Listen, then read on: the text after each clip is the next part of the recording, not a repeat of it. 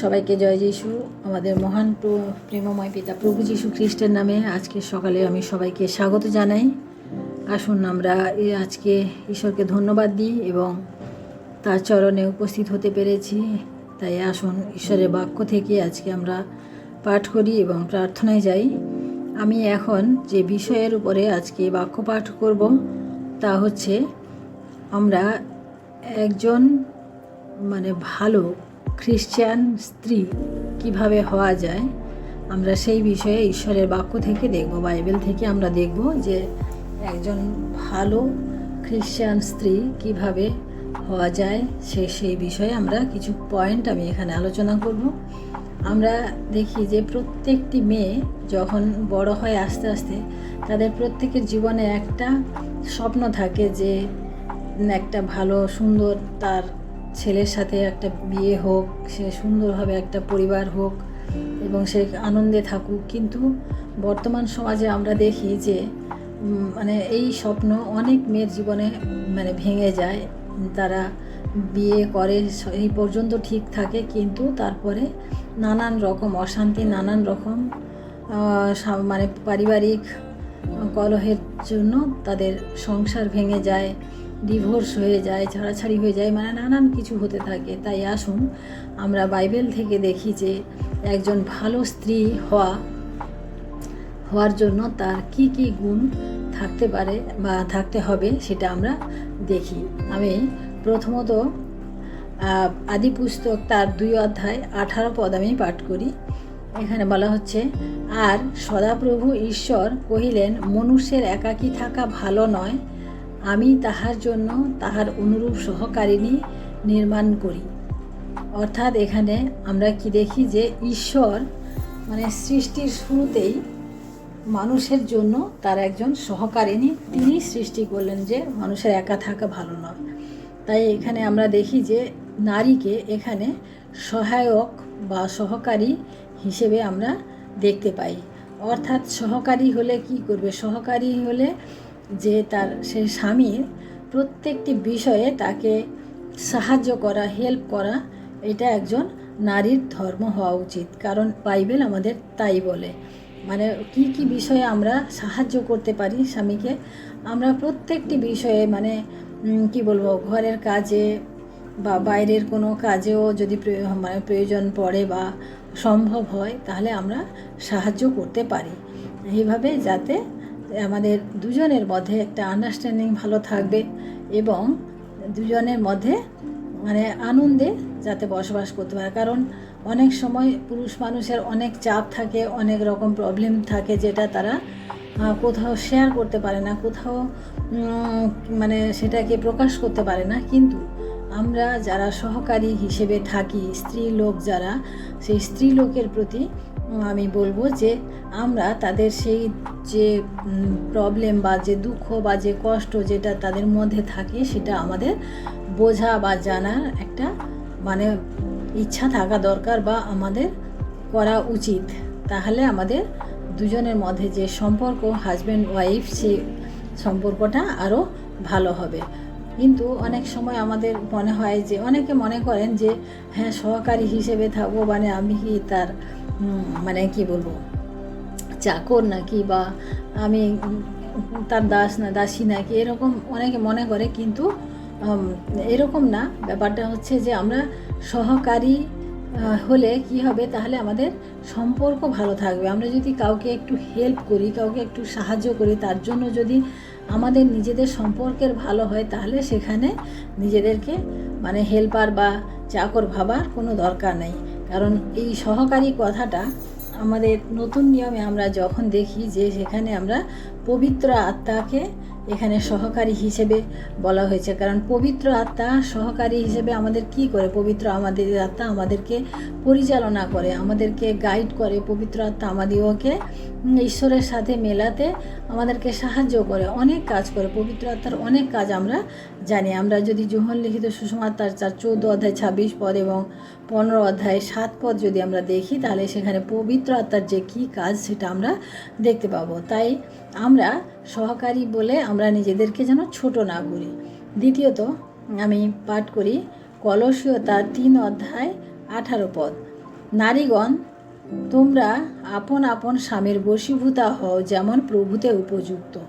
অর্থাৎ বশীভূতা মানে কথাটাকে আমরা অনেক রকম মানে খারাপভাবেও নিতে পারি, যে অন্যের বশীভূত হয়ে থাকবো। কিন্তু প্রিয় বোনেরা, আমরা আজকে যেটা বলতে চাইছি যে সেইভাবে বশীভূতা ব্যাপারটা আমরা সেইভাবে যেন না নিই। কারণ এখানে বশীভূত বলে মণ্ডলী সাথে যদি আমরা তুলনা করি, যে একটা মণ্ডলী প্রভু যিশুর অধীনে থাকে, বশীভূত হয়ে থাকে।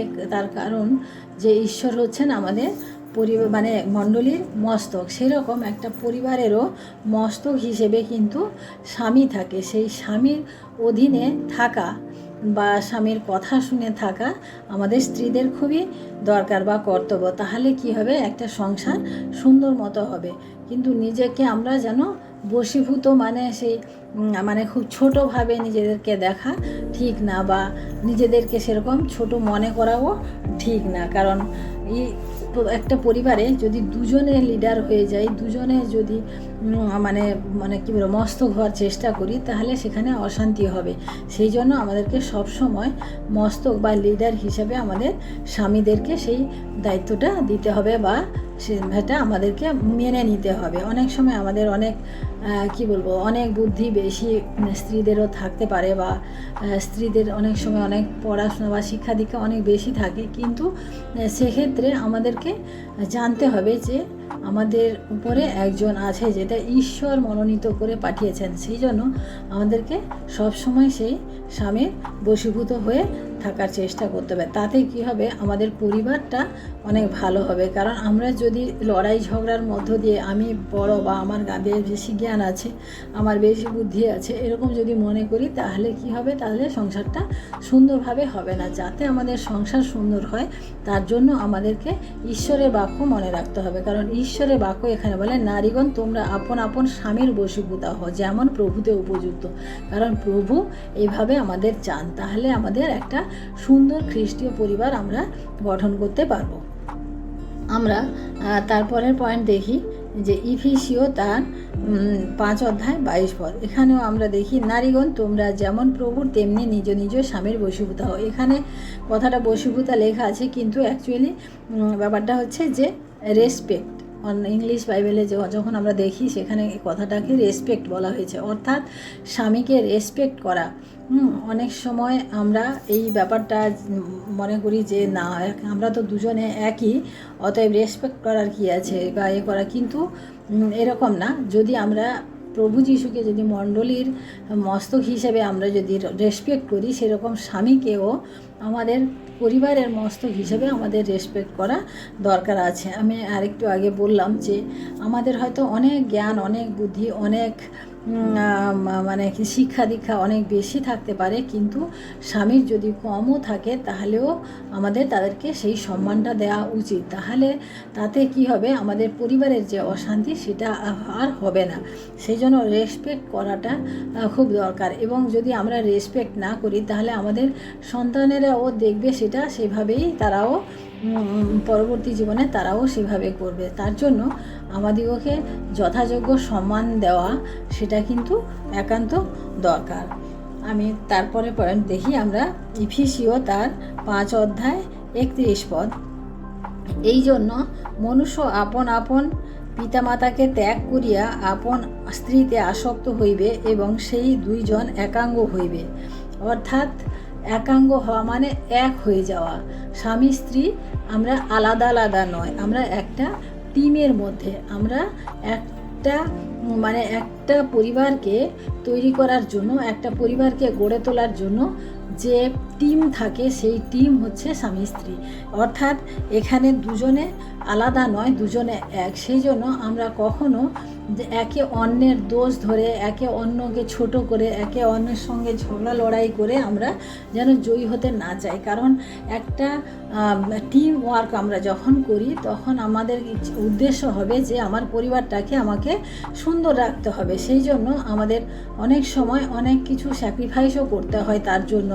আমরা জানি যে আমার পরিবারকে আমার শান্তিতে রাখার জন্য অনেক সময় হাজব্যান্ড হয়তো ডিসিশান বা কিছু একটা ব্যাপারে হয়তো যদি কোনো সময় অনেক ভুল হয়, সেক্ষেত্রেও আমাদের সেই ব্যাপারগুলো আমাদের নিজেদের মধ্যে মিটিয়ে নেওয়া দরকার। কারণ অনেক সময় হয় প্রত্যেকটা পরিবারে এরকম ছোট ছোট অনেক বিষয় নিয়ে আমাদের ঝামেলা, অনেক বিষয় নিয়ে লড়াই ঝগড়া হয়ে থাকে, কিন্তু সেই লড়াই ঝগড়া শেষ হতে না হতেই আমি আমার বাপের বাড়িতে ফোন করে বলে দিলাম, আমার ভাইকে বললাম, আমার বা শ্বশুরকে বললাম, শাশুড়িকে বললাম, বা তার যে আছে যারা গার্জেন আছে তাদের প্রতি আমরা অনেক সময় সেটা করি যে আমরা ফটাফট করে ভুল করে জানিয়ে দিই যে এই হয়েছে। কিন্তু আমাদের এটা করা একেবারে উচিত নয়, কারণ টিমের মধ্যে যখনও কোনো কিছু হয় সেক্ষেত্রে আমাদের টিমের ভেতরেই আমাদের সেটাকে সমাধান করা উচিত। না হলে ওতে কি হয়, যাতে যদি আমরা অন্যের কাছে যদি আমরা আমাদের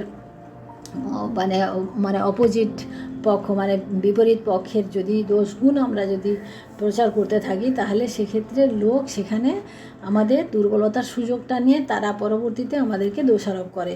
সেই জন্য আমাদেরকে কি করতে হবে যে আমাদের যত প্রবলেম যাই হোক না কেন, আমরা সেটা প্রেমপূর্ণভাবে ঈশ্বরের বাক্য দিয়ে আমরা সেটাকে নিজেদের মধ্যে সমাধান করার চেষ্টা করব। আমরা যদি দেখি যে এই ক্রিকেট টিম বলুন বা ফুটবল টিম বলুন, সেখানে কিন্তু অনেক রকমের লোক থাকে, তাদের মধ্যে প্রত্যেকের মধ্যে উল্টো পাল্টা ঝামেলা হতেই থাকে, কিন্তু সেই ঘটনাগুলো তারা টিমের মধ্যে তারা সমাধান করার চেষ্টা করে। কারণ বাইরে যদি কেউ জেনে যায় তাহলে কি হবে, সেই টিমের প্রতি তাদের দৃষ্টিভঙ্গি চেঞ্জ হবে এবং সেই টিমের প্রতি মানুষ অবহেলা বা উপহাস করা শুরু করবে। সেইভাবে আমাদের স্বামীরা যাতে অবহেলিত বা উপহাসের যোগ্য অন্যের কাছে না হয়, সে ব্যাপারে আমাদেরকে ধ্যান রাখতে হবে।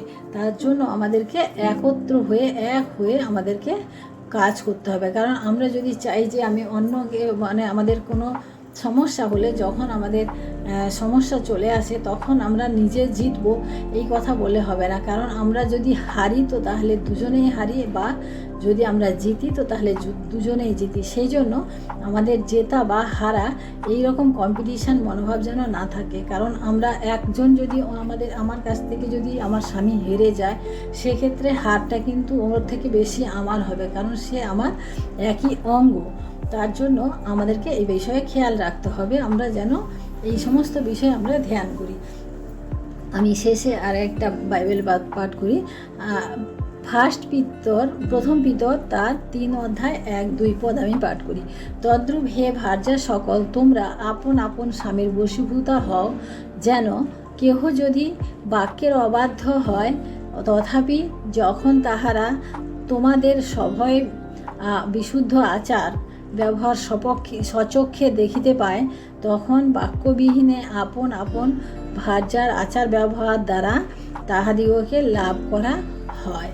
অর্থাৎ এখানে বলা হচ্ছে যে অনেক সময় আমাদের জীবনে আমরা দেখি যে অনেকের হাজব্যান্ড হয়তো প্রভু যিশুকে ঠিক মতো বিশ্বাস করে না বা ঈশ্বরের পথে চলে না, কিন্তু সেই ক্ষেত্রে এই সমস্ত ক্ষেত্রে আমাদের এখানে বাক্য বলে যে স্বামীর বশীভূত হও, এমন করে তোমার আচার ব্যবহার, তোমার এমন দৃষ্টিভঙ্গি হওয়া দরকার যাতে তোমার স্বামী যে আমাদের ব্যবহার সকল দেখে সে যেন প্রভু যিশুর দিকে আকর্ষিত হয়। এখানে সেই কথা বলা হয়েছে যে আমাদের আচার ব্যবহার, আমাদের পোশাক পরিচ্ছদ, আমাদের কথাবার্তা, আমরা যদি সবসময় রূঢ় ভাষায় কথা বলি বা শ্বশুর শাশুড়ির সাথে সবসময় যদি স্বামীকে নিয়ে গঞ্জনা কথা বলি, তাহলে কিন্তু আমার স্বামী যে থাকবে তার মনে লাগবে, সে তাতে আরও অশান্তিতে, আরও প্রভু যিশু থেকে দূরে চলে যাবে। কিন্তু প্রিয় বোনেরা, আমি বলবো যে আমরা যদি প্রভু যিশুকে আমরা বিশ্বাস করি, আমাদের স্বামীরা যদি বিশ্বাস না করে বা প্রভু যিশু থেকে তারা যদি অনেক দূরে চলে যায়, তাহলে সেক্ষেত্রে আমাদের উচিত যে আমাদের ব্যবহার, আমাদের কথাবার্তা, আমাদের চালচলন, আমাদের আচরণ সমস্ত কিছু এমন হতে হবে যেন প্রভু যিশুর মতো হতে হবে, তাতে তারা সেই আচরণ, সেই ব্যবহার দেখে তারাও একদিন মন ফেরাতে বা আসতে বাধ্য হবে। কারণ তারা দেখবে যে না, এখানে তো কোনো খারাপ কিছু দেখি না বা এখানে কোনো ভুল কিছু করছে না, সেটা দেখি। অনেক সময় আমাদের ড্রেসের জন্য হয়তো অনেক অশান্তি হয়ে থাকে, হয়তো কোনো একটা ড্রেস হাজব্যান্ডের পছন্দ না, কিন্তু সেই সময় আমাদেরকে মানে আনন্দ সহকারে প্রেমপূর্ণভাবে সেই ড্রেসকে পরিত্যাগ করা উচিত। কারণ যে ড্রেস আমার স্বামীর পছন্দ না সেই ড্রেস যেন আমি না পরি। কারণ অনেক সময় হয় যে না, এই যুগের অনুসারে আমাকে আধুনিক, কিন্তু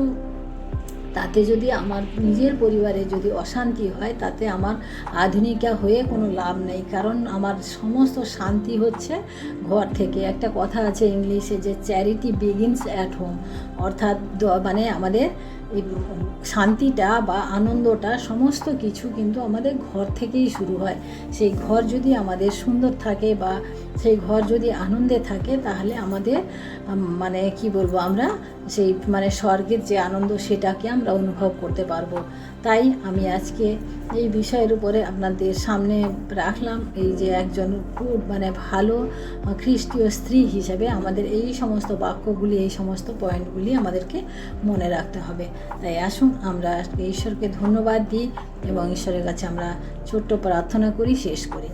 হালেলুয়া, হালেলুয়া, হালেলুয়া। মহান প্রেমময় পিতা, তোমার মহান আমি ধন্যবাদ প্রশংসা করি প্রভু। আজকের এই সুন্দর বাক্যের মধ্য দিয়ে প্রভু গো, তুমি আমার খ্রিস্টীয় বোনদেরকে তুমি উৎসাহিত করেছো প্রভু, আমি বিশ্বাস করি। এবং প্রত্যেকের জীবনে, প্রত্যেকের পরিবারে প্রভু গো, তোমার এই আনন্দ, তোমার প্রেম, তোমার শান্তি তুমি বজায় রাখো প্রভু। কারণ আমাদের জীবন দ্বারা প্রভু তুমি চাও যে আমরা এই জগতে যখন থাকবো প্রভু, সেই তোমার প্রেমকে যেন ধরে নিয়ে চলতে পারি প্রভু। তাই তোমায় ধন্যবাদ করি প্রভু। প্রত্যেক পরিবারে, প্রত্যেক মা মেয়ে যারা রয়েছেন, প্রত্যেকের জীবনে তুমি আশীর্বাদ করো। তারাও যেন প্রভু তোমার এই বাক্য দ্বারা তাদের নিজেদের জীবনকে পরিচালনা করতে পারে। ধন্যবাদ, মহিমা, গৌরব, প্রশংসা প্রভু তোমাকে দিই। সমস্ত অপরাধ সকল তুমি ক্ষমা করো। আমাদের সঙ্গে সঙ্গে থাকো। আজকের এই দিন তোমার হস্তে সমর্পণ করি। সারাটা দিনের ভার তোমার হস্তে রাখি। এই বিনতি প্রার্থনা চাই আমাদের মুক্তিদাতা ত্রাণকর্তা প্রভু যীশু খ্রিস্ট তোমারই নামে, আমেন। সবাইকে জয় যীশু। সবাই ভালো থাকবেন, সুস্থ থাকবেন।